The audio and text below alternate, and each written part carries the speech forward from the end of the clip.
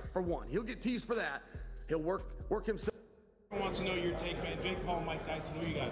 I don't give a now, Mike Tyson. Paul will be up against. He'll get teased for taking this fight, for one. He'll get teased for that. He'll work himself through that. But, yeah, if he goes out there and cleans his clock, they're going to come down. The buzz around the boxing world has reached a fever pitch because on the horizon, two completely different worlds are about to collide.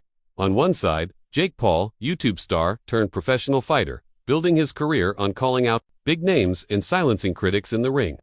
On the other, Mike Tyson, an undisputed icon, a man whose very presence still sends shivers down spines decades after his prime. It's not just a fight, it's a spectacle, a generation. Gentlemen, this is the main event of the evening. Clash. And for weeks, the question has been the same. Can Jake Paul actually survive against Iron Mike? Let's rewind. Ever since this matchup was announced, opinions have been flying. From every corner of the combat sports universe, fans are split down the middle. Some say Tyson's power and experience make this a short night for Paul. Others argue that Tyson's age, pushing 60, tips the scales toward the younger, faster bird fighter. But then, you hear stories like this. One well-known fight simulation ran the matchup 100. 5 rounds for the undisputed UFC Heavyweight Championship of the world. Iron Mike Tyson has graced the octagon. Tyson is ready to fight. And it is all over. I have to think this is going the distance, and he's dead. 100 times. The result, Tyson came out on top in the majority of scenarios and not just by decision. We're talking knockouts, early stoppages, pure destruction. And while simulations aren't reality, they've added gasoline to an already raging fire. Lennox Lewis, a man who's not only fought but beaten Tyson, weighed in with his own prediction. In his eyes, Tyson still packs enough danger to clean Jake Paul's clock if Paul underestimates him for even a second. People forget, Lewis said, power is the last thing to go. Tyson has that in spades. And he's not alone. At the end of the day, Mike Tyson, just watching the dude hit f***ing pass in the bag, like, I always have this inside joke. They'd be like, how much would you have to get paid to fight Mike Tyson? I'm like, I'd never be able to spend it. Like, you know what I mean? So at the end of the day, he's fighting the one fighter that most people feared. And I feel like 58, 27, the age is not a factor. That's a wash, right? Experience level obviously is going to go to Mike Tyson. But Jake's got a screw loose, man. Former UFC champ Tyron Woodley, who knows firsthand what it's like to share the ring with Jake Paul, didn't mince words. If Tyson hits you clean, Woodley warned, you're waking up wondering what year it is. That's not trash talk. That's respect for the kind of power that doesn't fade with age. Even MMA veterans like Matt Brown chimed in. Brown went on record saying he believes Tyson could rearrange Paul's game plan and maybe a few of his organs in under 2 rounds. Dramatic, if sure. Jake Paul beat Mike Tyson, I don't give a he's 70. You're going to have to put at least an ounce of respect on his name. Mike Tyson right now, off muscle memory alone, he can have a flashback, right? He can step on the wrong eggshell and let off a combination that can kill most people. No bull. He has the power and ability to shift organs in your body if he hits you with the right force, right? So I think he forgot more technique than Jake Paul has ever learned in his life. But if you've ever watched vintage Tyson footage, you know it's not entirely far. Still, for every legend backing Tyson, there's another voice pointing out the obvious. Tyson hasn't fought professionally in decades. Exhibition bouts aren't the same as stepping into a real fight against an opponent who's been active and training for primetime moments. And Jake Paul isn't coming into this as a wide-eyed rookie anymore. He's been in there with MMA champions, boxing veterans, and fighters who were expected. It's going to make money. You want me to say more than that? Is there a need to say more than that? To humble him. Each time, he's walked away with a win and a louder fan base. Love him or hate him, the kid knows how to prepare for a fight. But here's where things get even more interesting. This isn't just about boxing skill. It's about aura, presence, intimidation. Mike Tyson has made grown men freeze before a single punch was thrown. Jake Paul thrives on mental warfare. I'm actually a fan of Jake Paul's, and I'll tell you why. The American dream. He had a vision, he had a belief. He went out there, he took all his YouTube, whatever you call those freaking things, all his YouTube followers. He went to a different platform, to a different arena. As I said, he had a vision for what he was going to do. But has he ever stood across from someone whose stare alone could rattle your soul? The psychological battle here might be just as important as the physical one. Will Paul's confidence hold steady under Tyson's glare, or will the first thudding punch break more than just his guard? One thing is for sure, as fight night inches closer, the stakes are growing higher, and the predictions are getting bolder. Some say this will be Tyson's glorious return to the guts, he had the determination to go out there and color in that vision and take risks doing it. Yeah, everyone says he's fighting old guys, he's fighting guys that aren't real boxers, he's fighting guys that are boxers but they're not good boxers. All that. He has taken risks. He's been in there with MMA guys that, like I said about Ngannou, you know, they might have been a little older at the time. They might not have been purely a striker. Obviously, they were UFC champions, but they were champions. They were fighters. We know that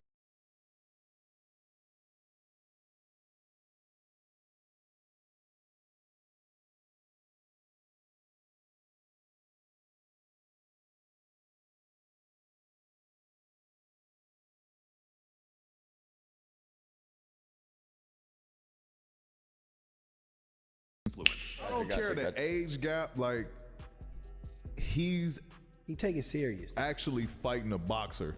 Like, he's not fighting a MMA guy. He's not fighting a wrestler. He's not fighting an entertainer. He's fighting a boxer. I don't care how old the age gap is. He's fighting a boxer. The spotlight. Others believe it's the passing of the torch to a new kind of boxing star. And the truth, we might not get our answer until the first bell rings. But before we get there, we need to talk about the wave of other voices, trainers, analysts, and fighters who've been dropping their own unfiltered takes on this matchup.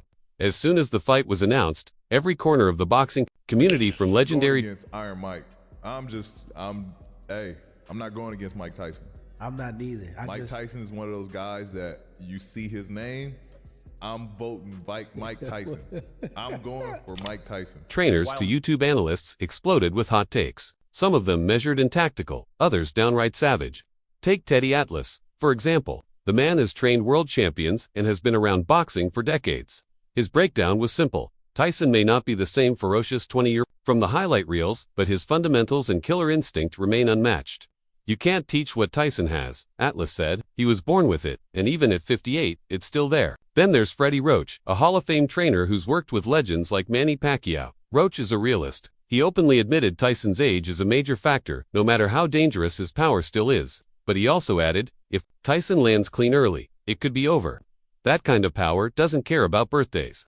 On the other hand, a few voices have come to Jake Paul's defense, calling out what they see as underestimation. BJ Flores, Paul's former trainer, insists the younger fighter's discipline and conditioning are miles ahead of what the public realizes. Jake's not here to survive. Flores said, he's here to win, and he's preparing for the best Tyson we've seen in decades. And Paul's camp has been strategic in pushing that narrative, releasing training footage, showing him sparring with seasoned professionals, working on defense, counterpunching, and movement. It's a calculated effort to flip the perception, to make people believe that if anyone's being underestimated, it's Jake Paul.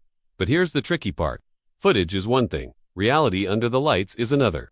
Tyson's fights have, historically, ended before many spectators even got comfortable in their seats. A single slip from Paul, and it could be lights out. Yet Paul thrives in situations where people doubt him. Remember when he was called a fake boxer before his first professional win?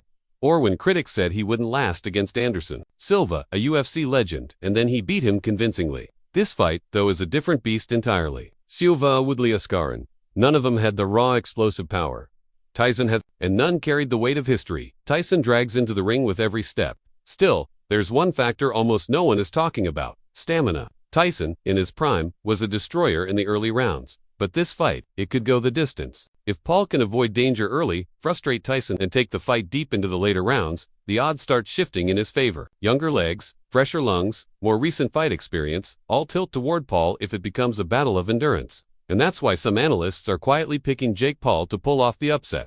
Not because he's more skilled than Tyson in pure boxing ability, but because boxing isn't always about who's better. It's about who's better prepared for the circumstances on the night. One sports betting analyst even broke it down mathematically, showing how Paul's win probability increases significantly after round 4. His logic: every minute Tyson spends swinging without landing a knockout shot drains the gas tank, slows the hands, and opens the door for counters. But there's a flip side to that coin, and it's a dangerous one.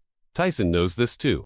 If he understands his best chance is in the early rounds, we could see him come out with an intensity Jake Paul has never experienced. That means that first 2 rounds could feel like a storm, and Paul will have to weather it without making a single mistake. It's the kind of fight where one punch changes everything, and both men know it. And that's what makes this build-up so electrifying. On paper, it's easy to list Tyson's strengths and Paul's advantages. But in reality, the moment the first punch lands, all those theories could go right out the window.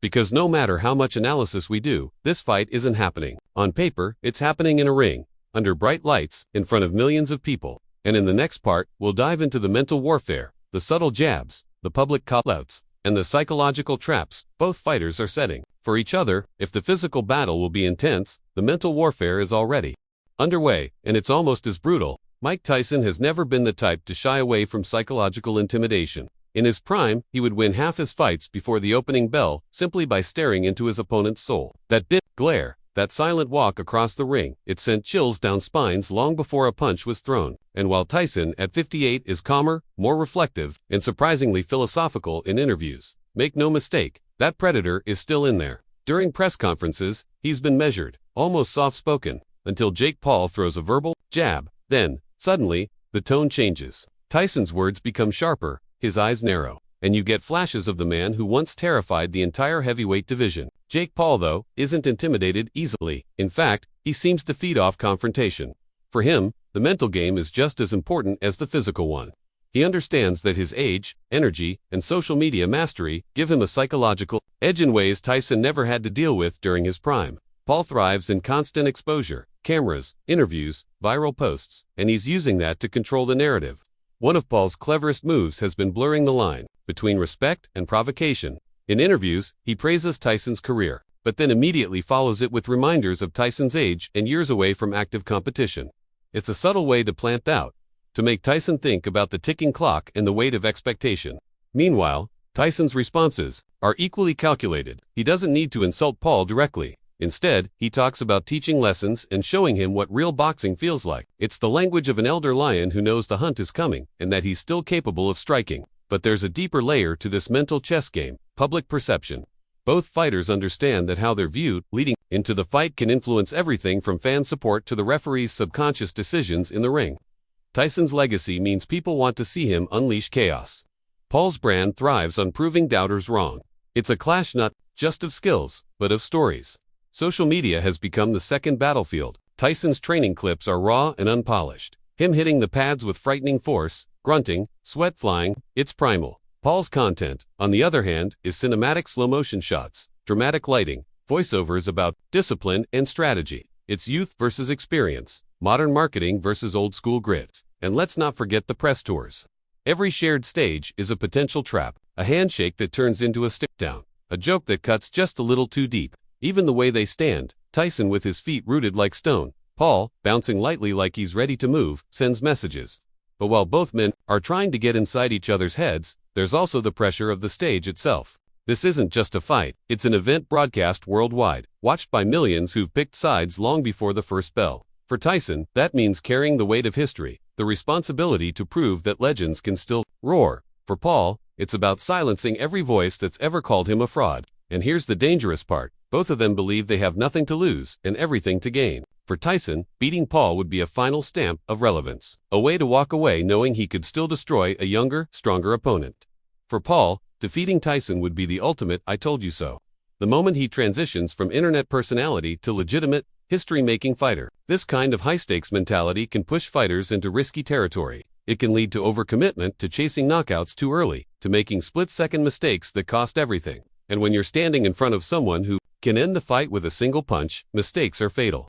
What happens when the mind games stop and the fists start flying? That's where the real story begins. And in the final part, we'll break down the fight night scenario, round by round possibilities, the danger zones, and exactly how one punch could define both men's legacies forever. Fight night. The lights blaze, the crowd roars, and the air feels electric. As the bell rings, all the months of talk, training, and mental warfare dissolve into one simple truth. Only fists matter now. Tyson storms forward, testing Paul's defense early. Every punch he throws carries decades of experience and raw power, the kind that can end a fight in seconds. Paul, though, is sharper than critics expected, using movement, feints, and jabs to keep the legend at arm's length. Round by round, Tension builds. Tyson looks for that one clean shot. Paul looks for the mistake that could make history. Every exchange feels like it could swing the outcome entirely. Then comes the moment, a slip, a counter, a roar from the crowd, and suddenly, the future of both men hangs on a single punch. When the dust settles, one man's legacy will be cemented, and the other's reputation will change forever. So, who takes it? The legendary Iron Mike, or the disruptor, Jake Paul? Drop your prediction in the comments, and don't just say a name. Tell me how it ends. Let's see who really knows boxing.